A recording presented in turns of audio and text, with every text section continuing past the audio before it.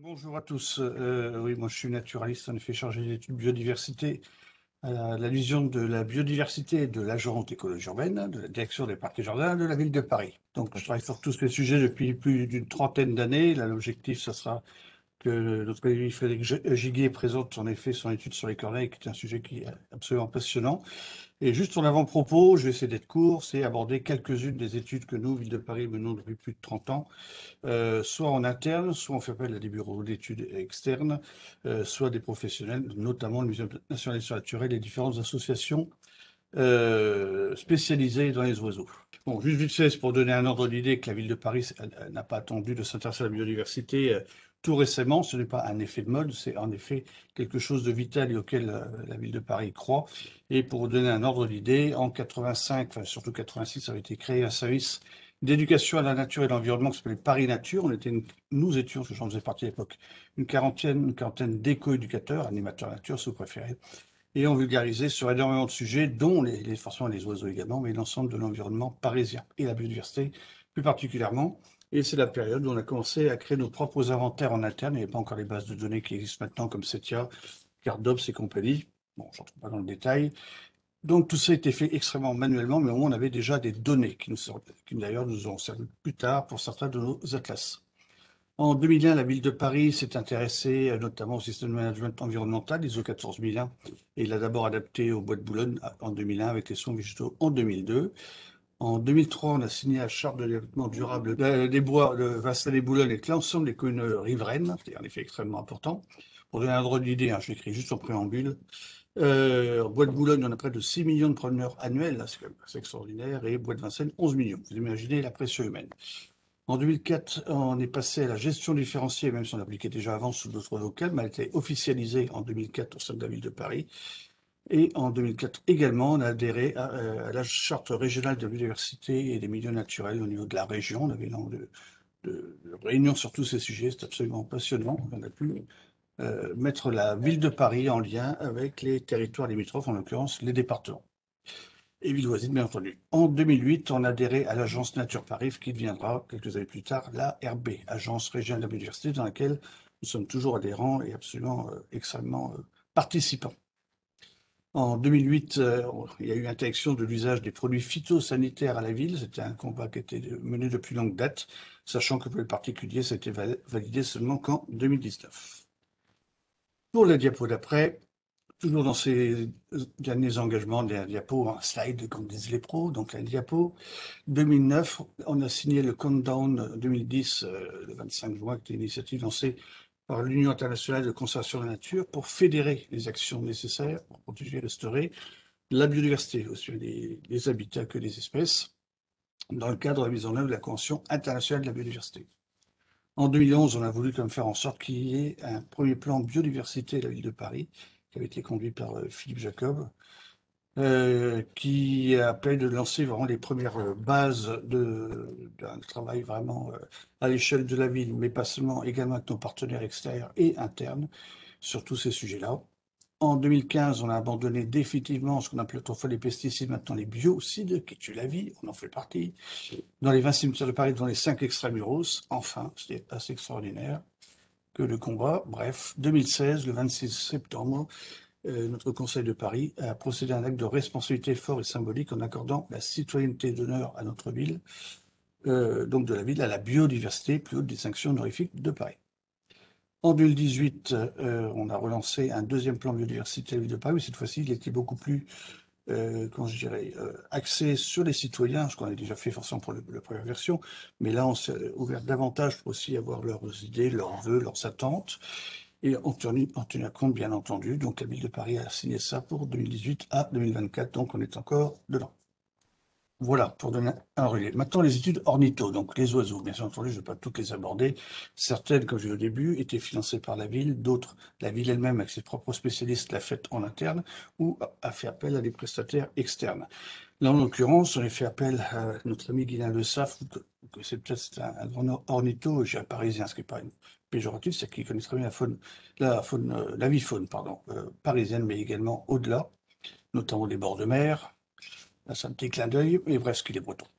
Et donc, notre CES à l'époque, Paris Nature, lui avait demandé de réaliser un ouvrage sur les oiseaux de Paris, parce qu'on racontait à l'époque beaucoup de choses sur les présences, absences de certaines espèces d'oiseaux, mais on n'avait pas de publication qui pouvait nous aider. On n'était pas à l'ère d'Internet, hein, donc on n'avait pas encore de publication pour nous aider à mettre réellement des noms d'espèces derrière. Voilà, donc il nous a fait un travail remarquable, avec 75 espèces nicheuses à l'époque. Pardon, maintenant, on en est pour donner une idée à Paris, territoire, donc 75 espèces nicheuses à Paris, dont 56 intramuros. Mais ça, c'est une déclivité des différents suies de ces oiseaux. On a demandé à Guillain de récidiver en 97, et là, on a fait appel à Fernand Desroussen, qui est également un autre très bon ami naturophoniste, comme, Jean-Claude Rocher, si vous connaissez, R-O-C-H-E, sont tous les deux des naturophonistes extraordinaires, avec des banques de sons fabuleux. Et donc, Fernand nous aide depuis, en effet, pas mal d'années pour différents podcasts et autres avec ses sons. Tapez podcast Ville de Paris Nature, vous verrez, il y a des choses assez superbes. Voilà. J'avance en année, donc là on arrive à 91 et 98. La ville de Paris a créé deux réserves ornithologiques, non pas des zoos pour oiseaux, hein. Quand on dit réserve ornithologique, c'est une valeur symbolique. L'objectif, c'est de favoriser en un lieu donné le non-accès des humains, mais l'accès aux oiseaux, qui est l'oiseau, hein, l'espèce parapluie. Par là, on protège l'oiseau, et bien entendu, on protège son milieu et les espèces qui sont liées, renards et compagnie, qui y sont d'ailleurs présents.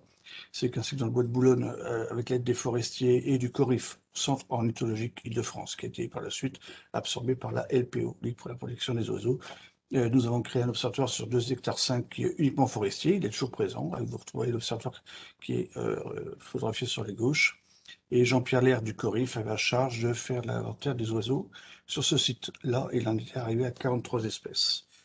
Côté bois de Vincennes, même surface, en 98, on en a créé un autre avec une zone humide, une prairie sèche, une zone arbustive, une zone arborée, etc. Enfin, beaucoup plus varié. Là, nous étions trois pour le suivi, Michel Neff, Emmanuel Feller, qui est un très bon spécialiste des migrations d'oiseaux, et moi. Voilà, et on avait observé 59 espèces. Et à partir de ça, a pu être... oui, nous observons, ça je l'ai dit, pardon, je passe. À partir de là, on avait demandé encore à Guillain et à Denis Chavigny, qui est un très bon illustrateur de nature, de nous réaliser à la fois les panneaux pour la réserve ornithologique du bois de Vincennes et celle du bois de Boulogne qu'on a réactualisé, mais également un dépliant que vous voyez sur la droite. Voilà. Donc les textes étaient essentiellement de lui et nous, et voilà, les dessins de Denis. De 2003 à 2004, on parlait déjà énormément de la disparition des moineaux domestiques, et Christian Gallinet, un ornithologue du CORIF, dont j'ai déjà parlé, à la fois du Club Nature Jeunesse d'Île-de-France, 7e Jeunesse, ça s'appelait, s'était approché de nous, ville de Paris, avant que le CORIF nous le fasse, d'ailleurs c'est assez étonnant, même si lui était avec l'étiquette CORIF quand même, mais il nous a demandé donc de participer à une étude sur les moineaux domestiques, ce que nous avons fait. Donc moi, pour ma part, j'ai eu des transects à suivre. Malheureusement, elle n'a jamais été publiée, parce que l'année suivante, le CORIF lançait la même chose sur une plus grande échelle, et tout revient à l'honneur de Christian, hein. Donc il a préféré passer la main au CORIF, qui a très bien travaillé sur le sujet. Voilà. En 2003, là c'est l'ONF, pardon, l'ONCFS, Office national de la chasse et la faune sauvage, qui s'est tourné vers nous. C'était Alain Robrook, malheureusement décédé la même année d'un cancer, d'où le fait que son étude n'est pas aboutie, mais enfin il étudiait les pigeons ramiers et galpalombes, notamment, bah, vous savez, qui nichent en grand nombre dans nos arbres d'avenue et qui vont essentiellement se nourrir sur toutes nos plaines extra-parisiennes, un temps, plateau de Saclay, etc.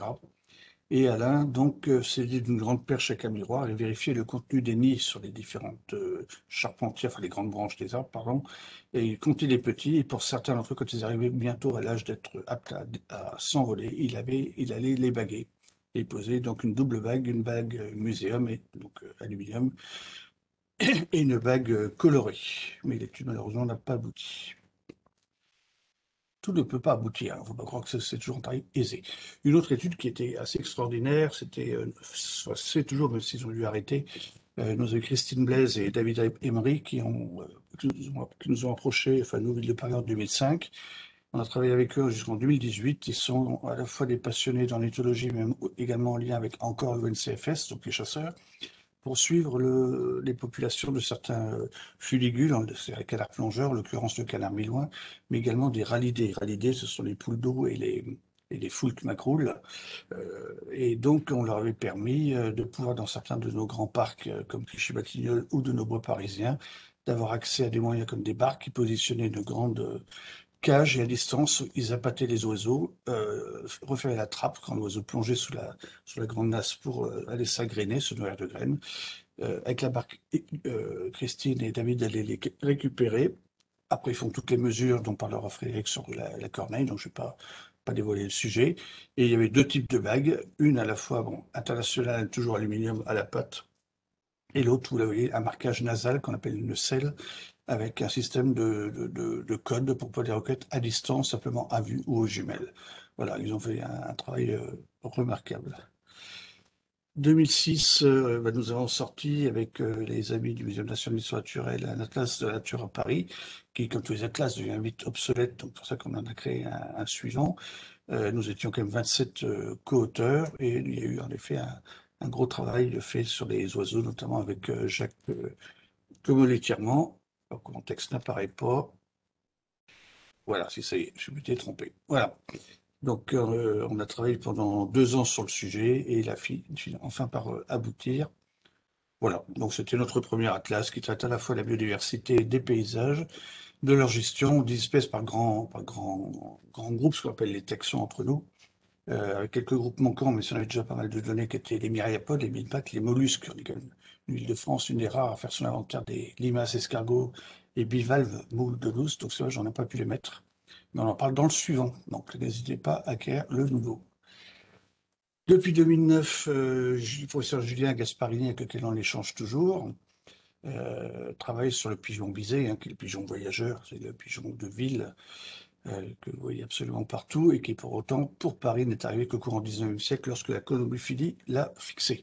Donc, c'est une très belle espèce. On va apprendre à observer toutes ces variétés à l'origine sélectionnées par l'homme qui, par la suite, race oblige, se sont largement recroisées. Donc, il fait énormément de suivi très intéressant sur tout ce qui a trait aux parasitoses, que ce soit par des champignons, des virus, des bactéries. Il vérifie aussi l'origine, par exemple, pourquoi il y a des atrophies de pattes, etc. Là, il travaille également sur la coloration des différents individus, sur les déplacements des animaux, sur le lien à des nichoirs, donc, des pigeonniers, je vais y arriver, parce que la ville de Paris gère plusieurs pigeonniers. Voilà, donc il fait un travail avec toute sa fac assez extraordinaire. Pardon. En 2010, sort le bouquin hyper attendu de l'Atlas urbain des oiseaux nicheurs de Paris, coordonné par Frédéric Mahler, Guylain Le Saff, Maxime Zucca et Jacques Quatmer. Pas pu mettre de photos de Jacques, parce que j'ai pas trouvé de photos de lui. Même si on a fait beaucoup de terres ensemble, mais il faudra que j'en mette de lui. Voilà, même en Afrique, mais ça, c'est comme ça. Voilà, et donc ce bouquin-là donnait enfin un état des lieux des différents types d'espèces que l'on peut observer à la capitale. Intramuros, les bois n'étaient pas concernés. On a travaillé pendant 4 ans. On avait différents carrés de Paris, la sur Ain, où on répertoriait si les oiseaux étaient nicheurs possibles, probables ou certains. Et ça donnait ce travail vraiment extrêmement encadré par Frédéric Malheur de manière remarquable. 2010 à 2016, un autre collègue et ami du muséum, mais qui faisait ça à titre indépendant, c'est Romain Sordello, qui travaille tout le temps d'ailleurs avec Julien Gasparini, dont je parlais juste avant. Il s'est rapproché de nous, comme il s'est rapproché des villes de Lyon, Marseille et Montpellier, notamment pour faire un suivi de certains grands rapaces nocturnes qui sont en déclin, surtout dans les milieux urbains comme Paris, comme la chouette hulotte. Voilà. Et donc, il nous a demandé de pouvoir poser avec l'aide de la ville de Paris, donc différents types de nichoirs numérotés, bien entendu, pour vérifier la présence-absence de ces animaux-là. Voilà, pour le petit clin d'œil, la semaine dernière, j'étais au cimetière de Père-Lachaise, il y a eu mâles et femelles de nuit, mâles et femelles de chouette-hulotte qui chantaient. Donc on croise les doigts pour cette espèce à Paris. 2011 à 2015, la sirène Anglade, donc, qui est anciennement Corif, qui est donc, le centre ornithologique Île-de-France, qui, euh, qui a rapporté donc des rapports sur l'Observatoire régional des oiseaux communs, l'OROC, décliné au niveau de la région de France et plus particulièrement sur Paris.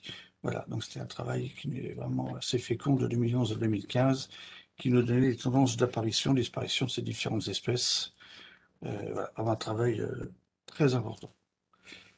De 2011 à 2019, on n'a toujours pas eu, à ma connaissance, les conclusions. Il faut souvent attendre qu'en effet, les différentes études, thèses et autres soient publiées pour qu'on ait accès à la totalité des informations. Une étude a été réalisée sur les mésanges et espaces verts, pour donner un ordre d'idée, mésanges vrais et mésanges fausses, comme mésanges à longue queue. On a quand même, sur le département de Paris, 7 espèces de mésanges. Voilà. Et donc, elle a travaillé sur plusieurs de nos espèces qui aident facilement aux nichoirs et à la fois aux agrès noirs. Donc, on attend en effet, Clotilde Briard a les résultats. Depuis 2018, hein, pourtant on travaille depuis un bout de temps sur cette bestiole-là qui est arrivée, enfin la perruche à collier qui est arrivée en 1974 en Île-de-France. Je ne vais pas rentrer dans le détail, mais sinon je peux vous en parler pendant des heures. Mais bref, une très belle espèce, soit, mais qui est en effet considérée comme espèce exotique envahissante à l'échelle européenne et française, pour différentes raisons que j'aurais pas forcément le temps d'évoquer. Donc elle est suivie notamment la compétition en termes de cavité par rapport aux oiseaux. Bref, et donc, à la demande du conseil départemental du 92 et du muséum, la ville de Paris a rejoint le groupe de travail sur cette espèce-là depuis 2018 et l'expansion est largement suivie. Et on a près de, pour donner un ordre d'idée, du moins la réunion de l'année dernière, 2 ans, depuis, oui, oh, je vais y arriver. Voilà, la réunion auquel nous avons participé, il était à plus de 8000 individus. 8000 individus en Île-de-France. 2019, là, on a encore fait appel à la LPO, l'Hyper protection des oiseaux d'Île-de-France, toujours pour pouvoir travailler sur ce fameux moineau domestique, sachant qu'autrefois on avait 2 espèces. On avait le moineau friqué qui était extrêmement commun, forestier, extrêmement commun dans le bois, notamment la ferme de par exemple de Vincennes, en déclin phénoménal. Donc bref, le moineau domestique, on a passé commande auprès d'eux, Frédéric Malheur, bon, etc., Philippe Matigneux, enfin plusieurs ornithos que vous connaissez sans doute, et on leur a demandé de nous faire réaliser une synthèse des facteurs environnementaux affectant les populations de moineaux à Paris, Londres, Bruxelles, Hambourg, Rome, Prague et Berlin. Parce qu'on voulait en effet comparer un peu ce qui se passait chez nous, Paris Urbanance, avec d'autres villes qui étaient en effet pas de même taille. Si je prends Berlin, qui est en effet plus grand, mais n'oublions pas les dommages collatéraux, donc elle a été rasée, ils ont pu recréer intramuros des grands jardins, donc on ne peut pas tout comparer, soit, mais on voulait quand même se référer à ces villes-là pour se faire une idée. Et on s'était basé donc sur l'étude Corif-LPO, avant que les deux fusionnent, dont le constat était qu'entre 2003 et 2016, comme vous le disiez, la population de moineaux parisiens avait diminué de 73%. Et ce phénomène s'était généralisé, puisque les populations de moineaux déclinent dans la majorité des métropoles européennes. Et pour finir, je vous parlais tout à l'heure du dernier atlas de la nature à Paris. Vous pouvez me le télécharger sur paris.fr, hein. Il est en format A5. Comme toute la classe, il n'y a pas pour but d'aborder tous les sujets, sinon on ferait des bibles, hein. Mais bref, c'était sur la coordination de Jeanne Foucault et Philippe Jacob, avec la rédaction de Antoine Bess, et nous avons donc été 11 personnes à collaborer à ce sujet-là, pour essayer de remettre à jour toutes les informations sur les balades, les principales espèces remarquables, la cartographie mise à jour.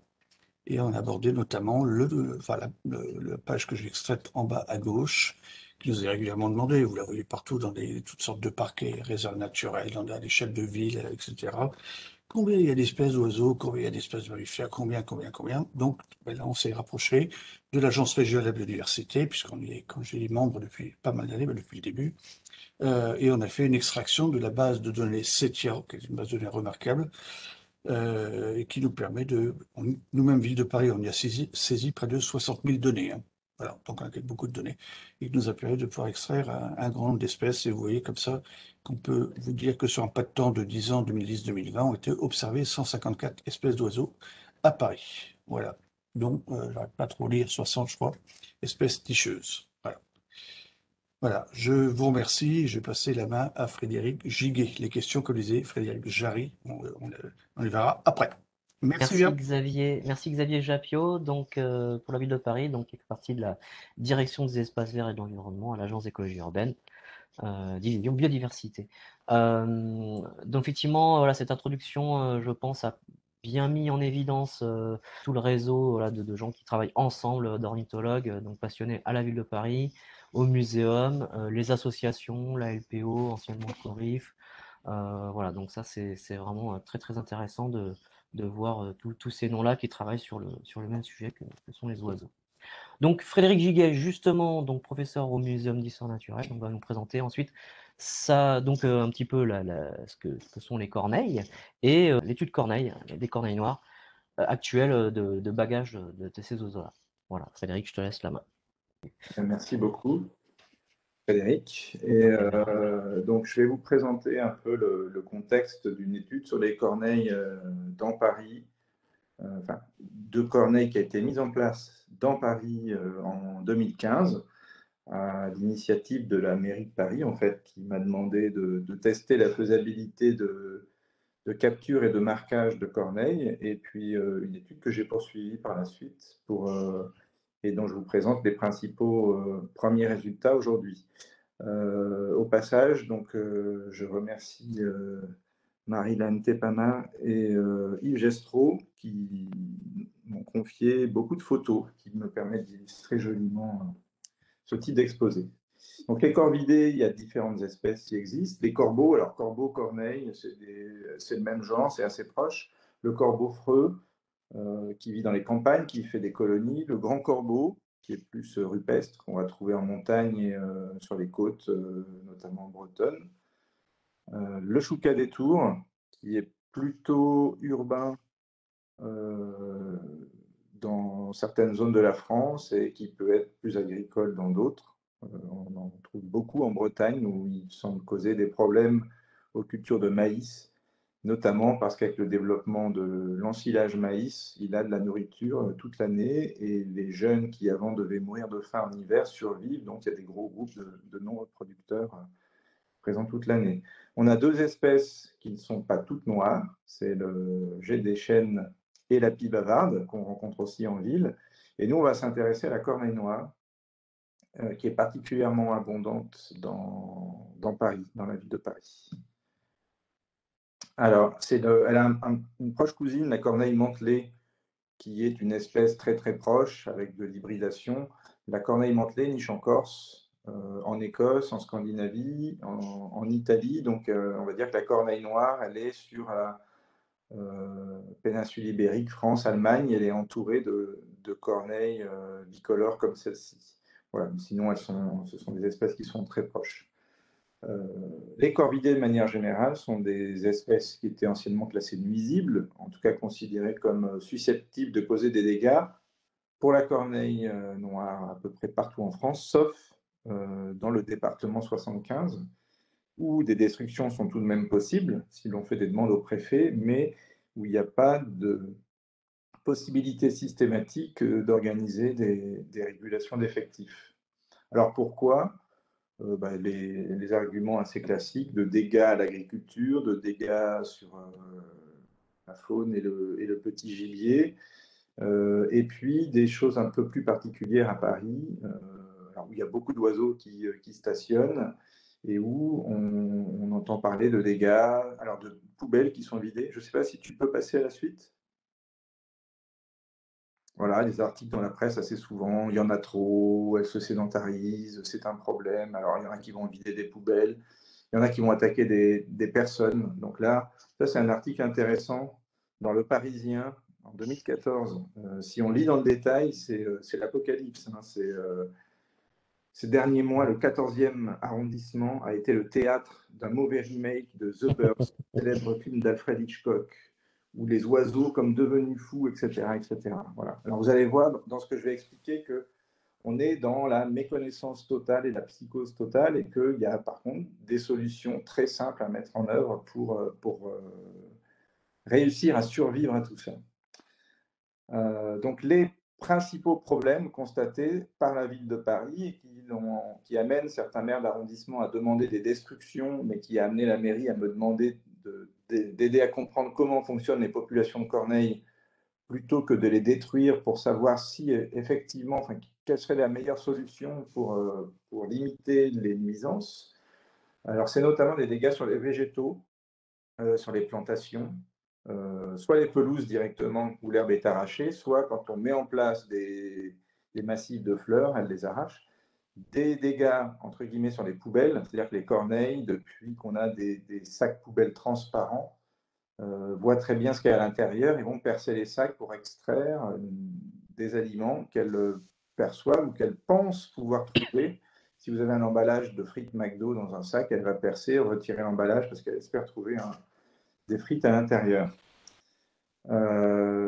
Sur l'aspect dégâts sur les autres animaux, petite faune, gibier, il y a ce qu'on appelle une méta-analyse qui a été faite par des collègues espagnols. Une méta-analyse, c'est une synthèse où on va rechercher toutes les publications scientifiques qui ont été faites sur le sujet et on va regarder sur toutes les études donc, qui ont regardé si en présence ou en absence de corneilles, les petits oiseaux avaient plus ou moins de succès pour élever leurs jeunes, plus ou moins d'œufs, est-ce qu'ils élèvent plus ou moins de poussins. Et cette étude conclut que globalement, il n'y a pas d'effet des corvidés.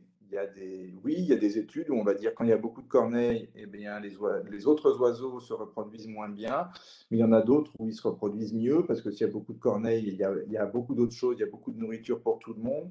Et donc, globalement, il n'y a pas de lien entre beaucoup de corvidés et éventuellement moins d'autres espèces. Ce n'est pas les corvidés qui sont responsables globalement de la mauvaise santé des autres espèces.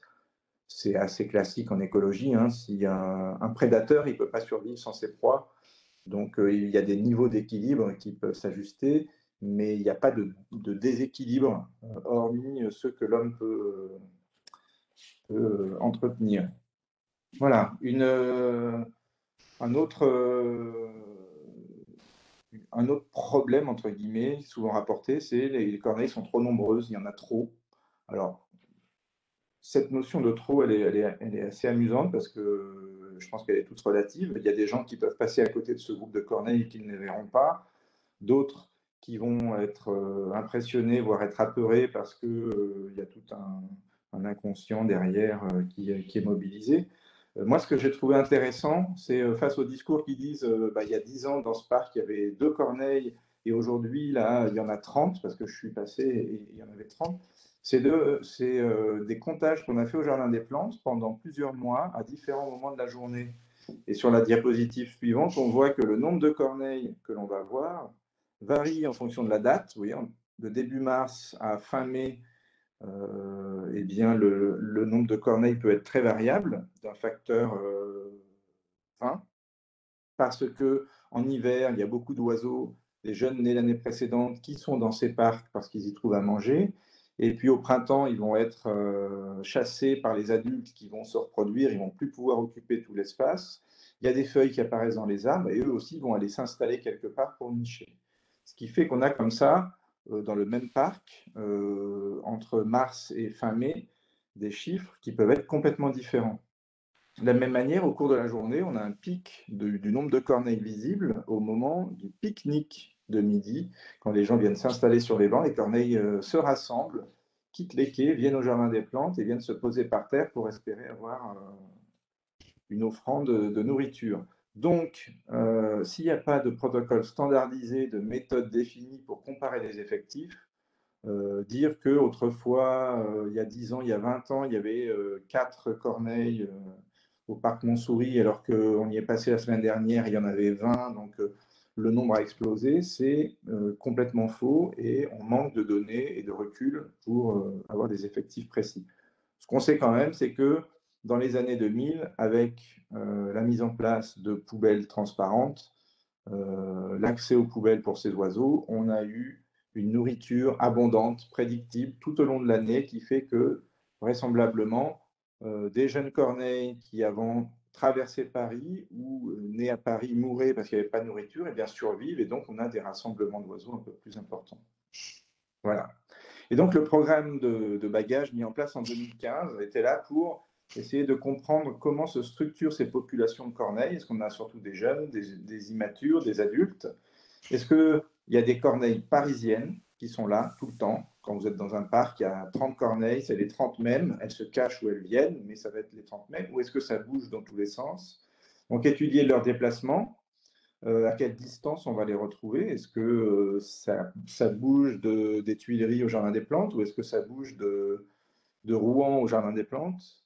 Comme les oiseaux sont bagués, on peut faire des estimations de taux de survie en fonction des réobservations d'oiseaux au fil des mois. Ils sont là, ils ne sont pas là. On va pouvoir estimer pour des oiseaux qui ne seront pas vus à certains moments, mais qui sont revus après, donc ils n'étaient pas morts. Donc, si on fait des 1 et des 0, par exemple, pour toutes les années, il y a des oiseaux qui disparaissent certaines années, mais le fait qu'ils réapparaissent après nous dit qu'ils n'étaient pas morts, et donc ça nous permet de corriger les valeurs de 0 pour savoir celles qui représentent vraiment de la disparition, de celles qui représentent le fait que l'oiseau était caché, mais vivant. Voilà. Et puis suivre le comportement individuel, notamment des oiseaux agressifs, pour savoir un peu qui ils sont et comment on peut gérer ça. Alors j'ai utilisé plusieurs méthodes pour capturer les corneilles au cours de cette étude. J'ai démarré avec ce qu'on appelle un wouch-net, c'est un filet projeté. Là, on voit une corneille qui est venue manger un œuf de poule que j'ai cassé au milieu. Il y a 2 tendeurs de chaque côté qui sont reliés à un filet, et il y a 2 perches en l'air qui vont guider un filet qui va donc, quand je déclenche les tendeurs, le filet va glisser au-dessus des perches et faire une cloche et recouvrir de la corneille. Donc ça, c'est ce que j'ai utilisé au début, mais les oiseaux comprennent assez vite qu'il ne faut pas s'approcher de cette zone. Donc ça a marché pour le premier été pour capturer 30 ou 40 oiseaux. J'ai aussi utilisé ce qu'on appelle un net gun. Donc ça, c'est un filet projeté avec des cartouches à air comprimé qui permet de capturer des individus ciblés. Vous avez un oiseau blessé qui ne se laisse pas approcher. Vous avez un oiseau agressif que vous voulez capturer, mais qui ne se laissera pas attraper facilement par une autre méthode. Donc là, on peut dire, celui-là, je veux l'attraper. Je le fais venir à 4-5 mètres et je peux le capturer. Et puis enfin, méthode un peu plus classique, celle des piégeurs. C'est une cache-piège avec. Alors, les piégeurs mettent un appelant à l'intérieur. Moi, je me suis aperçu qu'il suffit de mettre beaucoup à manger et qu'il y a des corneilles qui vont rentrer toutes seules et qui ensuite servent d'appelant. Donc, j'en avais une en place. Alors, j'en ai une en place au Jardin des Plantes qui n'est pas active en ce moment, mais qui est active la plupart de l'année, qui capture beaucoup en septembre-octobre, au moment où il y a beaucoup de jeunes oiseaux qui circulent. J'en avais une autre, diapositive suivante, au Jardin des Tuileries, qui a été active pendant quelques années, où je baguais les oiseaux avec des bagues rouges. On verra tout à l'heure, hein, les bagues rouges ont été posées aux Tuileries. Et ça, du coup, ça va, on n'attrape pas d'autres espèces, en fait, parce que les corneilles sont plus Rarement. grosses, donc elles prennent la place tout de suite. Voilà, il arrive qu'il y ait un étourneau. Ouais. Aux Tuileries, là, on le voit sur la photo, vous voyez, il y a un perchoir et les oiseaux, les corneilles se mettent sur la barre à l'intérieur. Je suis arrivé un jour, il y avait 5 ou 6 corneilles sur la barre et au milieu, il y avait un pigeon ramier qui était vivant, qui avait l'air de se prendre pour une corneille. En tout cas, il devait dire je suis une corneille, on ne m'a pas vu, je suis là, non, je ne bouge pas. Ça s'est bien passé, je l'ai arraché. Voilà. Donc, non, c'est surtout les corneilles parce qu'elles sont attirées par la nourriture. Voilà. Donc, ces oiseaux, ils sont bagués au Musée de Paris, des bagues couleurs, une sur chaque patte avec le même code, pesées, mesurées et relâchées immédiatement. Donc, il y a des bagues de différentes couleurs. Les bagues rouges ont été posées aux Tuileries. Les bagues blanches, oui, tu peux. Alors, bague blanche, c'est au Jardin des Plantes les premières années, mais elles se sont révélées relativement cassantes. Vous voyez, ces bagues, c'est un plastique noir recouvert d'un plastique blanc et on grave dans le blanc pour faire apparaître les lettres du plastique noir, mais le plastique noir est particulièrement cassant. Donc après, en fait, je suis passé uniquement aux bagues rouges et vertes, les rouges ici, parce que le plastique blanc dessous est beaucoup moins cassant que le noir. Donc on chauffe un peu les bagues dans de l'eau à 50 degrés, ça les ramollit pour pouvoir les ouvrir et les passer autour des pattes sans qu'elles cassent. Et diapo suivante, des bagues vertes, donc ça ressemble à ça. C'est celle que je pose actuellement au Jardin des Plantes. Là, vous avez la 033, donc ça va être vert, pour nous, c'est codé G033 pour green. Et actuellement, je pose les bagues G400 et quelques, 405, 410. J'ai bagué à peu près 650 corneilles depuis le début. Alors, pourquoi on met 2 bagues sur les pattes et les 2 identiques? Regardez cet oiseau dont on voit des bagues qu'il porte depuis un long moment. Et en fait, les bagues s'usent petit à petit, à force de cogner sur le sol, de recevoir des coups de bec. Et là, on voit qu'il y a une des bagues qui est en partie cassée, l'autre qui est quasiment ouverte. Et donc, l'idée, c'est qu'il y a des oiseaux qui vont finir par perdre leur bague Et le fait qu'il y en ait deux, ça va nous permettre d'estimer une vitesse de perte d'une bague et de pouvoir corriger dans nos modèles le fait que les oiseaux qui n'ont plus de bague codée, donc on ne voit plus, peuvent être soit morts, soit partis ailleurs, soit avoir perdu leur bague. Et ça, on pourra l'estimer grâce à la présence de deux bagues et non d'une. Voilà. Pour la suite, donc l'idée, c'est bien sûr que ces oiseaux bagués peuvent être observés par le public. S'ils sont assez près, ils peuvent lire les numéros et transmettre les données. Alors au début, ça, c'est des photos que j'ai trouvées sur Faune Île-de-France à l'époque. Ça a permis, ces bagues, de montrer qu'il y a des échanges, parfois quotidiens, entre parcs. Sur la diapo suivante, c'est des photos d'Ilgestro du même oiseau qui était au Jardin des Plantes à 9h43 et qui à 11h48 était aux Tuileries. Alors pourquoi? On s'est aperçu en fait qu'il y a des oiseaux qui vont manger aux Tuileries la journée, mais qui reviennent pour dormir au Jardin des Plantes parce que ce parc est fermé avant la nuit, sans éclairage nocturne, avec des grands arbres, donc très tranquille pour dormir. Et donc il y a des dortoirs de corneilles qui se rassemblent et qui drainent des oiseaux de différents sites. Et puis donc pour recueillir toutes ces données, en 2018, j'ai fait développer un site internet, donc corneille-paris.fr, où tout le monde peut saisir ses observations et consulter l'histoire de chaque oiseau. Il y a aussi une adresse dédiée, une adresse mail où vous pouvez envoyer des photos ou si vous avez des questions, vous pouvez m'écrire. Voilà. Ce site, il ressemble à ça, sur la page suivante, la dia suivante, voilà, avec les dernières observations, les oiseaux observés le plus loin. Donc, si vous pouvez aussi regarder l'histoire d'un oiseau. Donc là, j'ai mis le R095 sur la dia suivante, qui est un oiseau qui n'a pas été vu souvent, bagué le 18 octobre 2017. Il a été vu donc aux Tuileries. Il a été revu aux Tuileries le 18 avril 2018, mais le 5 mai, il est tué par un piégeur dans la Marne, donc très loin de Paris. Donc ça c'est des données qui ont commencé à me faire dire, mais il y a des oiseaux qui peuvent aller très loin. C'était un jeune de l'année, bagué en octobre 2017. On ne sait pas où il est né, mais il était à Paris en octobre. Est-ce qu'il venait de la Marne et il y est reparti? Est-ce que c'est des oiseaux qui viennent de pas très loin, mais au printemps, quand il faut commencer éventuellement se reproduire, ils peuvent partir très loin? Et jusqu'où ils pourraient aller? Donc ça, c'est ce qui a fait germer l'idée de se poser la question, est-ce que ces corneilles sont vraiment parisiennes? Est-ce qu'on n'a pas plutôt des oiseaux qui peuvent venir d'un peu partout et qui, comme à Paris, il y a à manger, il y a beaucoup de poubelles, il y a des concentrations, et puis il n'y a pas de pression de chasse ou de dérangement, mais il y a des concentrations d'oiseaux. Donc la question suivante, c'était, les corneilles sont-elles vraiment parisiennes? Voilà. Avec des observations, par exemple, comme cet oiseau, W pour white, blanc, W003, bagué en juillet 2015. Et bien, si on prend toutes les données de cet oiseau jusqu'à aujourd'hui, il y en a beaucoup, ben là, vous avez la cartographie intégrale. C'est un oiseau qui niche au Jardin des Plantes, qui est inféodé au Jardin des Plantes, un adulte. Il est allé une fois, il a été observé près du bord de Seine, mais sinon, il est toujours dans le jardin. Alors ça, c'est les observations visuelles.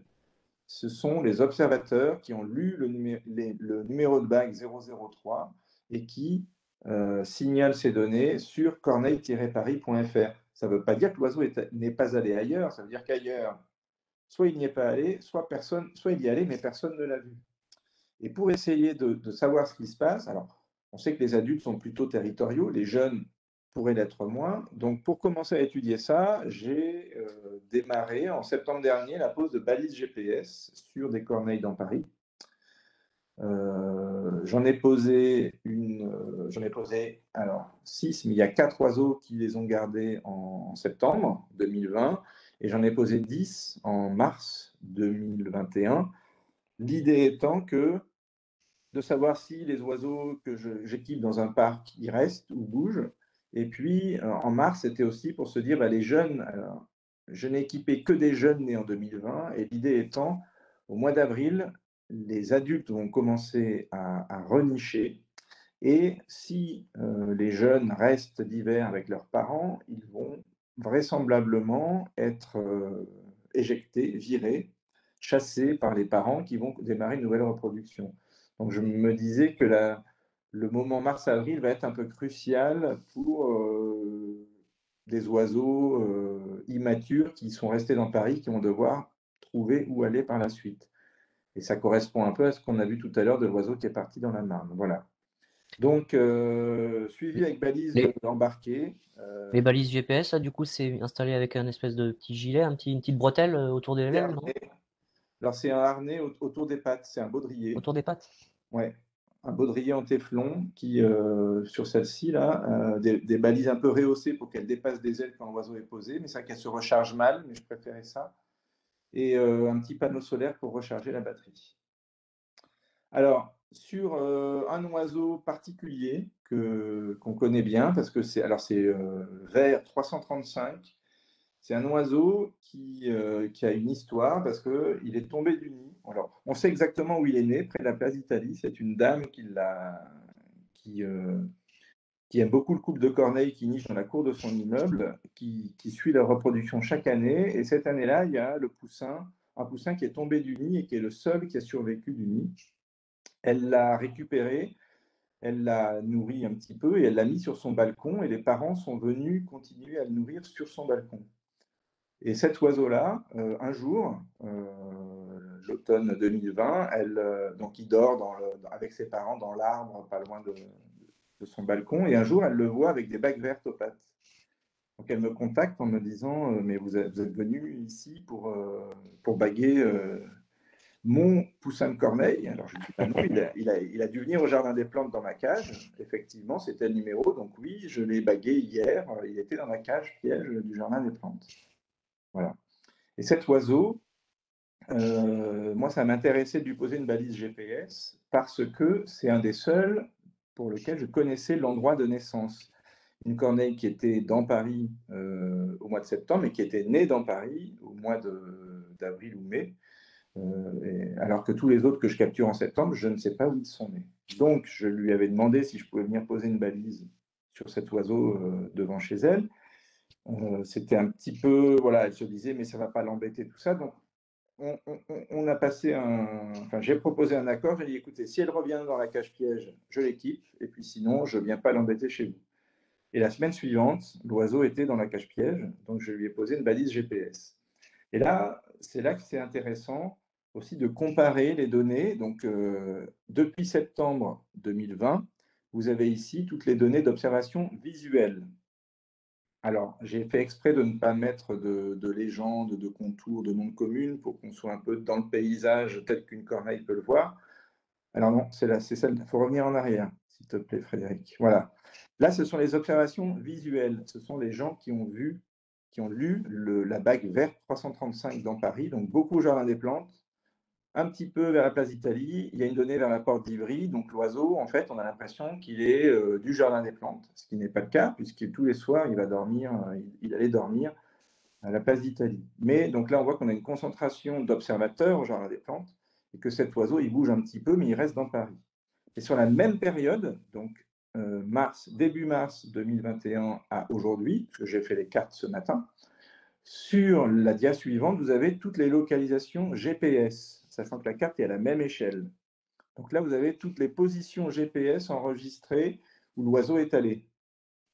C'est-à-dire qu'il y a des périodes où il n'est pas vu dans Paris, il est vu par personne, mais il est parti assez loin. Il est parti vers le sud, il est parti vers l'ouest, il est parti vers le nord. Il a passé une bonne semaine près du château de Chantilly, dans la forêt, avant de revenir. Il s'est arrêté en cours de route à Livry-Gargan. Il y a un magasin sur une zone commerciale qui s'appelle Pêche Pacifique, où il a passé 4-5 jours, et puis il est revenu au Jardin des Plantes. Donc là, on réalise que ces oiseaux qu'on pense parisiens, ces corneilles nées à Paris, certes, elles sont parisiennes, elles reviennent à Paris, elles séjournent à Paris, mais qu'elles peuvent aller très loin, qu'il y a des connexions importantes chez ces oiseaux.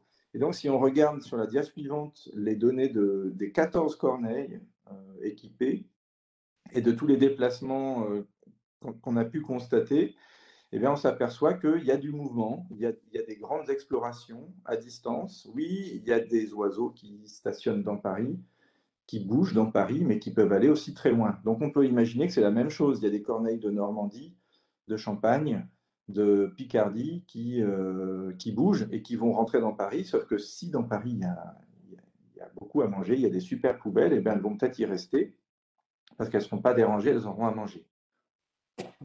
Alors, celles-là, en plus, tu sais tu les as vues naître, donc elles sont nées en 2020, donc c'est-à-dire que tu sais qu'elles sont vraiment parisiennes, celles-ci. Non, Non. que la précédente. Ah bon, Celles-ci, d'accord. celles-ci, je sais qu'elles sont nées en 2020, mais je les ai capturées en septembre. Donc, Ah, ok, ok. elles ont pu naître au mois de mai quelque part ailleurs. En tout cas, en Ok. septembre, elles étaient dans Paris. Elles ont passé la plupart du temps et de l'hiver dans Paris, mais il n'y en a aucune qui n'a passé l'hiver au Jardin des Plantes. Ça, c'est aussi important. C'est-à-dire que sur les 5 premières que j'ai capturées, il y en a une qui a passé l'hiver à Denfert-Rochereau, une au Parc André Citroën, une à Mantes-la-Jolie, une place des Vosges, une vers la porte d'Ivry. Enfin voilà. Donc c'est aussi des oiseaux qui sont venus dans ma cage-piège parce qu'ils circulent dans Paris à un moment donné, mais qui n'étaient pas fixés. En tout cas, ce n'était pas leur point d'attache dans la ville. Et ensuite, au printemps, il y a des grandes excursions, parfois très très loin. Ce qui était intéressant aussi, là, l'oiseau qui est parti le plus à l'est, vers Soissons, etc., je le voyais bien partir, continuer, aller en Belgique. Et en fait, il y a un jour, à 17 h, il était très loin vers Soissons. Et le lendemain, à 17 h, quand je reçois les nouvelles données, il est rentré au Jardin des Plantes. Donc il y a des distances parcourues qui peuvent être très importantes, de l'ordre de 200 km à vol d'oiseau en une journée, ce qui n'est pas, finalement pas énorme, mais qui montre qu'il y a des connexions et que les oiseaux qu'on observe un jour au Jardin des Plantes ou aux Tuileries ou dans un parc parisien peuvent être très loin, pouvaient être très loin la veille et pourront être très loin le lendemain et ne seront pas forcément les mêmes que ceux du lendemain. Voilà. Diapo suivante, alors là, ce n'est pas les GPS, c'est les données des oiseaux bagués qui ont été tués ou observés le plus loin de l'endroit de bagage. Donc à chaque fois, ils sont bagués dans Paris et ils vont être. Alors là, j'ai mis les distances les plus grandes et les directions un peu différentes. Celui qui a été vu le plus loin, c'est dans le Maine-et-Loire, un oiseau que j'ai bagué en 2015, qui n'a jamais été revu et qui a été tué par un piégeur le 24 décembre 2020 près d'Angers. C'est le record de distance. Il y a un oiseau qui a été photographié en décembre 2020 sur la cathédrale de Bourges. Voilà. Et donc, si on fait le bilan un petit peu de tout ça, au niveau spatial, sur la dia suivante, par rapport au lieu de bagage des Corneilles, qui est Paris, si on trace un cercle de distance maximale de détection des corneilles baguées, donc celle qui est le plus loin dans le Maine-et-Loire, ça représente le cercle rouge. Donc ça, c'est 6 ans de données d'oiseaux bagués, mais avec des probabilités. Plus on s'éloigne de Paris, plus la probabilité de retrouver une corneille baguée va être faible parce qu'elle est diluée au milieu de toutes les autres corneilles et puis personne ne recherche les corneilles baguées.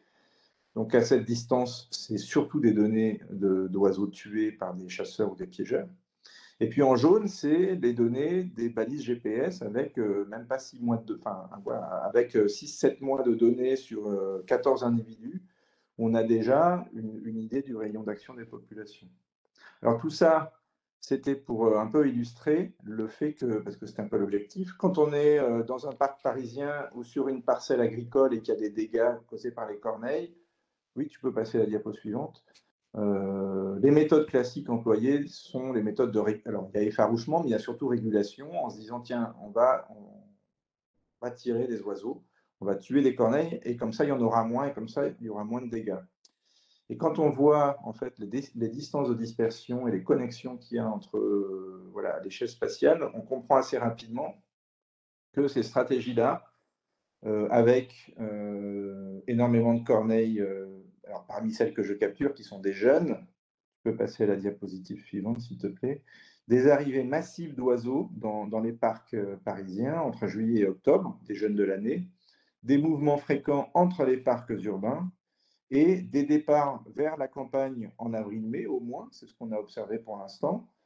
Tout ça, en tout cas, montre bien que, par exemple, dans Paris, les stratégies qui avaient été mises en place aux Tuileries ou au Luxembourg, à un certain moment, disant il y a trop de corneilles, on va en tuer, et ça, il y en aura moins, donc il y aura moins de dégâts, et ben, c'est totalement inefficace parce que soit il faudrait le faire à très grande échelle spatiale, mais là on parle même pas de Paris ni de l'Île-de-France, ça va bien au-delà. Pour qu'il y ait moins de corneilles qui entrent dans Paris, il faudrait réguler les corneilles sur toutes les régions adjacentes. Et donc, c'est une régulation des effectifs, d'ailleurs, dont on ne sait même pas si elle permettrait de limiter les dégâts. On sait juste qu'il y aurait moins de corneilles, mais ça ne veut pas dire qu'il n'y aurait pas les mêmes nuisances. D'où l'idée de bien comprendre comment fonctionnent ces populations, sur quel levier il est possible d'agir et d'éventuellement de trouver des solutions alternatives pour non pas détruire, mais arriver à cohabiter. Alors, dans ce contexte également, il y a un projet de thèse qui a été lancé à l'automne dernier, qui vise à valoriser ces données, notamment de bagages. Donc là, c'est un schéma de un modèle démographique avec des taux qu'on va essayer d'estimer à partir des données. Donc, vous avez des jeunes corneilles, alors les adultes qui survivent ou pas et qui se reproduisent avec un certain succès, qui vont pondre des œufs, qui donnent des jeunes à l'envol, des juvéniles, qui vont survivre pour devenir subadultes, qui vont survivre ou pas pour devenir adultes. Et nous, avec les données de bagages, d'oiseaux d'âge connu, on va pouvoir estimer ces taux de survie. On a lancé cette année des suivis de nids, on s'en appelle au public pour déterminer, pour un nid occupé en début de saison, combien de poussins s'envolent, donc pour avoir les paramètres de succès reproducteur. Tout ça, ça va nous permettre de faire un modèle démographique croisé avec le nombre de couples en France, plus les échelles spatiales auxquelles il y a des connexions entre les populations qui vont permettre de compenser localement la perte d'adultes ou de subadultes qui pourront venir d'ailleurs, etc. L'idée, c'est de faire un modèle spatialisé de dynamique de population pour estimer, par exemple, si dans Paris, on voudrait qu'il n'y ait plus 1000 corneilles, mais 500 corneilles, eh bien, combien il faudrait éliminer de corneilles, donc de combien de points il faudrait augmenter la mortalité à tel ou tel stade, ou de combien de points il faudrait diminuer le succès reproducteur pour qu'effectivement on ait une baisse du nombre de corneilles à un endroit donné. Sachant qu'il faut qu'il y ait probablement une baisse partout puisque tout est connecté.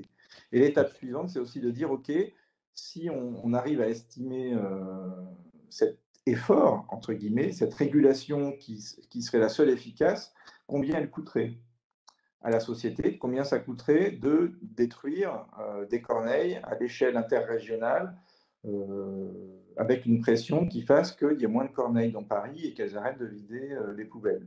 Voilà. Et finalement, est-ce que ça ne coûte pas moins cher de mettre des couvercles sur les poubelles? Pour ceux qui le suivent, hein, qui ne parlent pas encore bien l'ornithologue, hein, subadulte, c'est en gros, c'est adolescent, hein. Donc c'est non reproducteur. Voilà. Les ados, ceux qui font des bandes et qui traînent dans les Voilà, parcs. ils font les bandes de jeunes. Voilà. Bande de jeunes corneilles.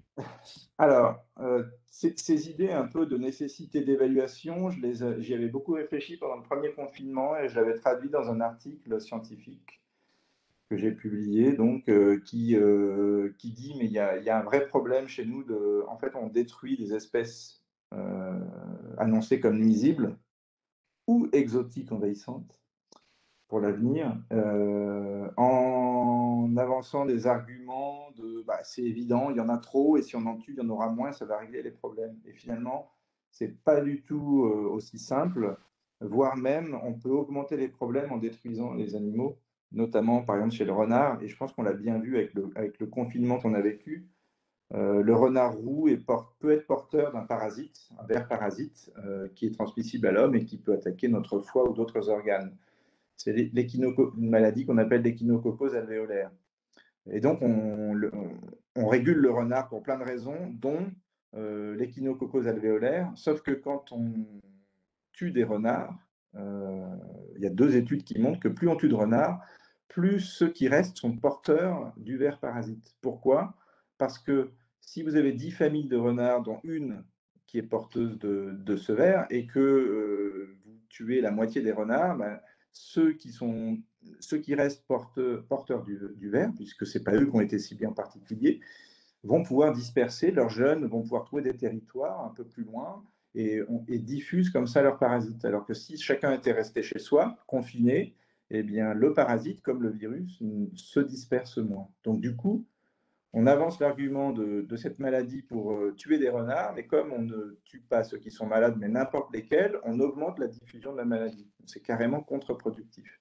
Et en fait, on s'aperçoit que sur toutes ces questions de destruction nuisible, il n'y a jamais de réelle évaluation de l'efficacité de ces mesures, à la fois écologique pour réduire les dégâts, mais même économique. Dans n'importe quelle entreprise, si on vous dit vous avez des pertes, on va investir pour réduire ces pertes, on va mesurer les réductions de pertes en fonction des investissements, mais sur un bilan économique. Là, en fait, c'est jamais fait. Il y a des questions éthiques sur la destruction de vie, mais je posais aussi la question sur les renards. Tuer un renard, ça doit quand même coûter au moins 10 ou 15 euros, voire plus, entretenir un chien, prendre une voiture, le temps passé, etc. Et on tue en France 500 000 renards par an, donc il y en a pour 5 ou 10 millions d'euros investis. Est-ce que ça nous permet de sauver 5 à 10 millions d'euros de poules dans les grands élevages, etc. etc. Voilà, c'est les questions qui ne sont pas abordées. Donc ça, bon, c'est un autre débat, mais on commence à toucher à ça sur les corneilles. Et donc l'idée derrière, c'est aussi, à travers ce programme, proposer des solutions pour vivre ensemble avec les corneilles dans Paris, des solutions sur la gestion des déchets, sur les plantations, des plates-bandes qu'on peut protéger, sur les pelouses pour ne plus qu'elles soient moins arrachées, et sur les oiseaux agressifs qu'on peut mettre en détention provisoire. Je vais vous expliquer tout ça. Donc les poubelles, là, il y a des solutions, mettre des couvercles, faire en sorte que les côtés des sacs plastiques ne soient pas accessibles. Au Jardin des Plantes, ça marche très bien. Vous êtes sur la diapo suivante. Aux Tuileries, ils ont rajouté des couvercles, ils ont beaucoup moins de problèmes, mais reste encore, diapo suivante aux Tuileries, à bien gérer aussi l'évacuation des sacs pleins. Si vous mettez un couvercle, effectivement, les corneilles n'ont pas accès à la poubelle en direct, mais si vous avez un premier service qui sort les sacs pleins et qui les pose à côté, et la voiturette qui passera 1 heure après pour ramasser les sacs pleins, les corneilles ont largement le temps de les percer et de mettre des déchets partout. Donc il faut pas seulement mettre des couvercles, mais bien penser comment gérer l'évacuation des poubelles. Pour les plantations, dans le Jardin des Plantes, ça fait longtemps qu'une solution a été trouvée, qui est de mettre des filets en hiver, le temps que les petites plantes qu'on met s'enracinent. En fait, les corneilles, quand elles voient les jardiniers planter ces pots, elles viennent directement après les arracher en espérant trouver un ver de terre, un petit truc dans la terre qui a été remuée. Si vous laissez la plante s'enraciner, vous mettez un filet comme ça, vous laissez ça 1 mois ou 2, c'est en plein hiver, il n'y aura pas de fleurs, c'est juste le temps que ça s'enracine, et bien, vous n'avez plus ce problème. Sur les pelouses, les corneilles arrachent les pelouses. Il y a une petite vidéo sur la diapositive suivante qui va vous montrer un petit peu comment ça se passe. En fait, depuis, donc j'ai vu 2008, dans les parcs parisiens, les pesticides sont interdits. Certains parcs qui sont gérés par des établissements publics ont pris la même démarche, comme au Jardin des Plantes. Et donc, on a eu une recolonisation du sol par des invertébrés. Et notamment au Jardin des Plantes, beaucoup de larves de hannetons qui se développent dans les pelouses. Et il y a tellement de larves de hannetons que les corneilles ont compris que finalement, en arrachant systématiquement la pelouse, eh bien, on avait accès à des larves qui n'avaient pas besoin de chercher, d'attendre, mais qu'on arrache, touffe par touffe, sur des mètres carrés pour trouver à manger, et que ça fonctionne très bien. Pas comme la vidéo. Sinon, c'est pas... Voilà. Donc là, on voit des oiseaux, il y a une corneille baguée qui arrache l'herbe. Bon, ceux qui s'intéressent aux corneilles l'ont sans doute déjà vu. C'est un petit peu l'idée de voir qu'en fait, ça peut faire beaucoup de dégâts. Les jardiniers Les sangliers. sont un peu embêtés. C'est un coût économique parce qu'il va falloir restaurer ces surfaces. Après, hop, là, on a vu qu'elle a trouvé une petite larve. Et donc, si on passe... Alors, sur la diapo suivante, on voit ce qu'elles viennent chercher, ce qu'elles viennent manger. Donc, ces larves de hanneton peuvent être à des densités assez fortes. Et il y avait quelques endroits dans des parcs parisiens où il y avait des enclos qui n'étaient pas tondus parce qu'il y a une station. Là, c'est par exemple au parc Montsouris, il y a une station météo. Et bah, derrière ce grillage, la tondeuse passe moins souvent. Et les corneilles arrachent d'un côté, mais pas de l'autre. Et là, on a commencé à se dire, mais peut-être qu'en fait, l'herbe plus haute les empêche soit d'arracher, soit de détecter au départ qu'il y a des larves. Et donc, on a mis en place une expérimentation au Jardin des Plantes avec les jardiniers de non-tonte de certains carrés de pelouse. Donc là, c'était alors une année où il n'y a pas eu de dégâts, mais on voit que chaque carré a été découpé en 4 avec 2 morceaux tondus comme d'habitude et 2 morceaux qu'on arrête de tondre fin août. Donc septembre, octobre, ils ne sont pas tondus et on laisse comme ça en place jusqu'à début mars. Sur la diapositive suivante, en fait, on a un schéma qui présente les résultats qu'on a trouvés. À gauche, vous avez une pelouse tondue comme d'habitude.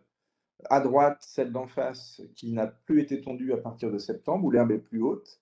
Et ben on a montré que le fait d'arrêter de tondre diminuait de moitié la surface arrachée par les corneilles. Et alors, cet hiver, on a trouvé le même nombre de larves d'un côté comme de l'autre, mais l'hiver précédent, on avait trouvé plus de larves de hanneton dans les pelouses non arrachées. Ce qui nous faisait dire qu'elles ne sont pas moins arrachées parce qu'il y a moins de larves. Il y a même plus de larves, mais les corneilles ne les détectent pas ou n'arrivent pas à arracher l'herbe. Donc l'idée, c'est, les pelouses arrachées, c'est moche, mais il y a une solution, c'est de moins tondre. On fait des économies en temps personnel, en carburant ou électricité, et des économies en restauration de pelouse à la fin de l'hiver. Donc c'est tout bénéfice et on peut vivre avec les corneilles. Voilà. Sur les oiseaux agressifs, alors là, c'est un petit peu particulier. J'essaie de tester une théorie. Je suis à peu près persuadé que les oiseaux agressifs envers l'homme, alors c'est des individus très particuliers, toujours au même endroit, a priori toujours le même individu. Et je pense que ce sont des oiseaux qui ont été élevés par l'homme, des gens qui trouvent un bébé corneille et qui se disent je vais le sauver. Voilà, comme ce monsieur là, on trouve plein d'articles dans la presse. Quel gentil corbeau, apprivoisé, tout doux, on lui fait des câlins. Mais cet oiseau-là, si jamais on le relâche dans la nature ou qu'il repart et qu'il a besoin de défendre son poussin tombé du nid, pour lui, il attaquera un homme comme il attaque une corneille. Ça ne fait pas de différence puisqu'il n'a plus d'inhibition vis-à-vis de l'homme. Et donc, le point de départ, en fait, c'est déjà de tester, diapositive suivante, que les oiseaux agressifs, c'est pas n'importe lesquels, mais que ce sont des individus particuliers. Et effectivement, alors, quand on signale des oiseaux comme ça agressifs, qui vont jusqu'à taper sur le crâne des gens qui s'approchent trop près, notamment d'un poussin tombé au sol, j'essaie d'intervenir pour capturer ces oiseaux et les marquer. Donc, j'ai pu le faire une fois sur Jaune 001, qui attaquait des fonctionnaires du ministère de la Défense, dans le 13e, rue Louise Weiss. Pas tout le monde, pas tout le temps, mais plusieurs fois par jour. Et alors que la femelle était sur le nid, et que donc c'est un mâle qui n'avait pas de poussin au sol. Et donc ils m'ont appelé en pensant que j'allais régler le problème et éliminer l'oiseau. J'ai dit non, moi je viens, je le capture, je le bague et je le relâche pour voir ce qu'il fait. Et puis en discutant, ils étaient quand même super emmerdés et je me suis dit je vais tester quelque chose. Donc cet oiseau, je suis allé le capturer le lundi devant leur bâtiment. Je l'ai gardé dans ma volière au Jardin des Plantes jusqu'au vendredi. Et je l'ai lâché le vendredi en me disant, là, déjà, il y a samedi, dimanche, il n'y aura personne au travail dans leur bâtiment. Et l'oiseau est retourné sur son territoire, a retrouvé sa femelle. Ils ont élevé des poussins jusqu'à l'envol cette année-là. Et il n'y a plus d'attaque jusqu'au jour où un poussin est tombé du nid et où le mâle a de nouveau essayé d'intimider une personne une fois qui était trop près. Voilà. Mais sinon, c'est un oiseau qui attaquait des gens matin, midi et soir, et le fait d'avoir été mis en volière pendant quelques jours, ça l'a, on va dire, ça lui a fait renaître une sorte d'inhibition vis-à-vis de l'homme, et il n'a plus attaqué personne, sauf en conditions extrêmes. L'année suivante, on m'a appelé une fois en me disant il y a l'oiseau avec les bacs jaunes qui a attaqué des gens devant l'entrée de tel copro. Je leur ai dit, bah, si ça, à mon avis, c'était les dates d'envoi des poussins. Il a un poussin qui est tombé au sol. Si ça continue dans les jours à venir, rappelez-moi, j'ai pas eu de nouvelles. L'an dernier, l'oiseau a niché, je pense, ailleurs. Il était dans le quartier, il était là, j'y suis passé, mais il n'y a pas eu de problème signalé. Enfin, voilà. Et alors, tout ça, c'était pour dire que sur ces oiseaux agressifs, ce sont visiblement des oiseaux très particuliers. C'est un individu dans des situations particulières, qui n'a plus peur de l'homme, et que si, comme on l'a vu au début, là, attention, il y a des attaques Hitchcock, les corneilles agressives, il faut mettre en place des mesures de régulation. Si vous organisez des captures d'oiseaux parce qu'il y a eu des attaques dans un parc, vous allez mettre une cache-piège comme celle-ci, vous allez capturer tous les jeunes de l'année qui ont faim et qui se baladent et qui viennent de Normandie et de la Marne ou de Paris. Vous allez les tuer, mais votre adulte malin, nicheur, qui sait très bien comment trouver à manger, il ne viendra pas dedans et vous n'allez pas régler le problème. D'où l'idée de c'est pas parce qu'il y a moins de corneilles qu'il y a moins de problèmes. Ça dépend vraiment du comportement des oiseaux, de ce qu'ils font. C'est un petit peu, je fais exprès d'utiliser une métaphore caricaturale pour expliquer ça en disant c'est un petit peu comme si vous savez qu'il y a un gros trafiquant de drogue qui habite dans un immeuble et vous vous postez au pied de l'immeuble et entre 8h et 8h30, vous arrêtez toutes les personnes qui sortent de l'immeuble et vous les mettez en prison. Et donc, vous allez mettre en prison tous les gens qui partent au boulot et tous les enfants qui partent à l'école. Et à 9h, vous dites, ça y est, le problème est réglé. On est allé à l'immeuble et on a enlevé une bonne partie des gens susceptibles Individu. de dealer de la drogue. Et en fait, vous n'avez pas réglé le problème. Voilà, ben, c'est exactement pareil. Il y a des situations, c'est des oiseaux particuliers qu'il faut cibler. Et en plus, il n'y a pas forcément besoin de les tuer, mais juste de les mettre en détention provisoire, comme je dis, ça peut suffire. Voilà. Donc, des solutions alternatives. On est bientôt arrivé à la fin. Je voulais citer juste deux choses. Ce suivi sur les corneilles me permet aussi, en travaillant avec les vétérinaires de la ménagerie du Jardin des Plantes, de faire des autopsies des corneilles que l'on retrouve mortes. Il s'avère que beaucoup sont en mauvais état, soit avec des foies très abîmés, soit avec des hémorragies plus ou moins prononcées, notamment internes, qui sont probablement liées à la consommation de rats morts par anticoagulants. Donc, il y a une régulation des populations de corneilles qui mangent beaucoup de cochonneries dans Paris. Et ça m'amène dans un contexte aussi de volonté d'essayer de redorer un peu l'image de ces espèces, à présenter très rapidement un projet auquel j'essaie de collaborer, une initiative de deux jeunes sortis d'école d'ingénieurs et de commerce qui ont mis au point une machine, donc un projet Birds for Change. Cette machine, c'est une poubelle intelligente. L'idée, c'est amener des corvidés à y déposer des déchets, en échange de quoi ils vont obtenir une récompense. Alors ça fonctionne en captivité sur des oiseaux imprégnés. Ça semble avoir fonctionné sur des pies aux Pays-Bas par une personne qui avait développé le même modèle. Là, l'idée au Jardin des Plantes, il y en a une qui a été mise en place, et c'est de voir si on peut arriver à faire en sorte que les corneilles sauvages apprennent à utiliser cette machine.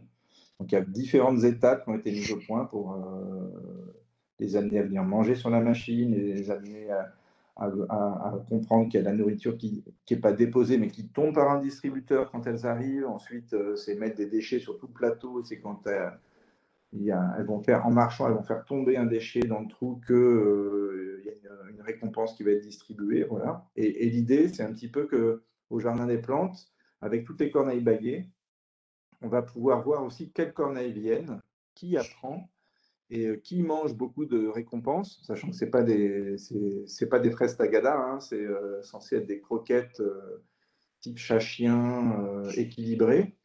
Et par contre, derrière, si c'est des oiseaux qui rapportent des mégots, des plastiques, voilà, on peut savoir quels oiseaux bagués le font et les recapturer pour faire des contrôles sanitaires et vérifier que ce n'est pas des oiseaux drogués, ce n'est pas des oiseaux obèses qui mangent beaucoup trop de croquettes, etc. etc. Donc c'est un aspect aussi intéressant d'un point de vue sanitaire et du point de vue aussi de la dispersion parce qu'on va pouvoir, à travers les données GPS et les réobservations d'oiseaux baguiers, on sait si ce comportement arrive à se développer chez certains individus au Jardin des Plantes, on sait où installer les machines suivantes parce qu'on sait où les corneilles qui fréquentent le Jardin des Plantes vont en priorité dans d'autres endroits dans Mm. Paris. Et donc où ce comportement pourrait être colporté pour se propager Mm. à l'échelle de la Oui, ville. parce que là, cet exercice peut fonctionner parce qu'il me semble, hein, tu me dis si je suis dans le vrai, il me semble que donc, les corvidés, en règle générale, sont des oiseaux qui sont capables d'apprendre, en fait, de copier leurs congénères et Exactement, leurs ouais. aînés pour reproduire les gestes, comme par exemple aller mettre une graine, une noix sur la route pour qu'elle se fasse écraser et ensuite manger à l'intérieur. Donc c'est parce qu'elles ont vu leurs parents faire ça. Donc les corvidés, c'est vraiment typique. Ouais, Ils imitent, donc c'est un apprentissage. Donc c'est quelque chose qu'ils peuvent exactement. recopier. Ce sont des oiseaux très intelligents et qui effectivement observent et sont capables de reproduire les comportements observés. On peut passer, tu peux passer la Hop, dia suivante, je pense tac. que c'est la dernière, qui est une vidéo d'une corneille qui vient sur la machine. Donc là, on a fait la phase 1 qui était on met à manger, l'oiseau vient. Maintenant, on est à la phase on met à manger dans le distributeur et l'oiseau vient chercher à manger. Et normalement, semaine prochaine, les développeurs vont installer un système où en fait le plateau sur lequel l'oiseau se pose est relié à une balance. Si une mésange se pose, il ne se passe rien, mais quand la corneille va se poser, il y aura distribution d'une récompense sur le distributeur qui est au centre. Voilà. Ah oui, il y a plus besoin de jeter un déchet, et c'est juste le fait qu'elle soit posée là. Non, mais au début, il faut les habituer à venir. Déjà, Mm. au départ, elles ont peur de la machine, donc il faut qu'elles viennent chercher à manger. Ça a mis à peu près un mois. Ensuite, il faut qu'elles comprennent que la nourriture, au début, on la mettait sur le plateau. Ensuite, on la met que dans la petite mangeoire au centre. Voilà. Donc là, elles vont venir manger. Ensuite, il n'y aura pas de nourriture dans la mangeoire au centre, mais c'est quand elles se posent Ouais, sur ça le ouvre. plateau et Ouais. qu'on détecte que c'est un oiseau de plus de 300 grammes, il y a une graine qui va tomber. Donc là, il faut déjà aussi qu'elle n'ait plus peur du bruit que va produire la graine en tombant, le petit moteur qui lâche une graine et la graine qui dégringole dans le tube et qui tombe. Voilà. Ensuite, sur le même plateau, une fois qu'elles sont habituées, qu'elles viennent chercher leur graine et qu'elles savent, elles se posent, elles attendent, elles prennent la graine, on mettra plus de graines qui tombent, mais on va déposer au bord du trou, là au centre, par exemple, plein de capsules de bouteilles de bière. D'accord. Et puis l'oiseau, en s'approchant dedans, c'est en fait, il va taper dedans avec le pied et pof, comme sur une machine de casino, hein, Mm. s'approchant, pof, c'est au Il met moment où une il en fait pièce. tomber une que ça tombe. Il revient, il en fait tomber une, ça tombe. Et là, il faut qu'il comprenne que c'est ça qui déclenche la distribution de nourriture. Donc après, on espère que l'oiseau, bah, il va faire exprès de faire tomber. Puis après, en fait, toutes ces capsules, on en dispose sur le plateau, mais pas au bord. Et puis après, on en dispose par terre, tout autour de la machine. Et puis après, l'idée, c'est si les oiseaux arrivent à prendre ça, eh ben, les capsules, il faut qu'ils aillent les chercher eux-mêmes ailleurs. Voilà. Alors, c'est pas du tout évident que ça marche. Ça pose des tas de questions de oui, mais c'est à nous de ramasser nos déchets, c'est pas aux oiseaux, etc. Mais derrière, moi j'ai trouvé l'idée super intéressante parce que, un, justement, ben, on ne sait pas si ça marche et c'est intéressant de tester. Et puis deux, eh ben, ça peut aussi aider à dire, mais regardez, même les corneilles que personne n'aime le font, donc vous pourriez vous-même ramasser vos déchets. Et puis de dire, bah, ces oiseaux que tout le monde, que beaucoup de monde pense inutiles, nuisibles, eh bien, ils peuvent avoir une réelle utilité et ils sont particulièrement plus intelligents que certains hommes. Mm. Voilà. Je ne vais pas terminer là-dessus parce que c'est un peu abusif. Mais du coup, sur la dia suivante, je vous remets le lien où vous pouvez saisir vos observations de corneilles baguées. On les collecte, on continue à en baguer et on a besoin de toutes ces données pour mieux étudier les corneilles et mieux comprendre comment fonctionne leur population. Voilà, je vous remercie. Donc merci beaucoup, hein, Frédéric Giguet, du Muséum national d'histoire naturelle.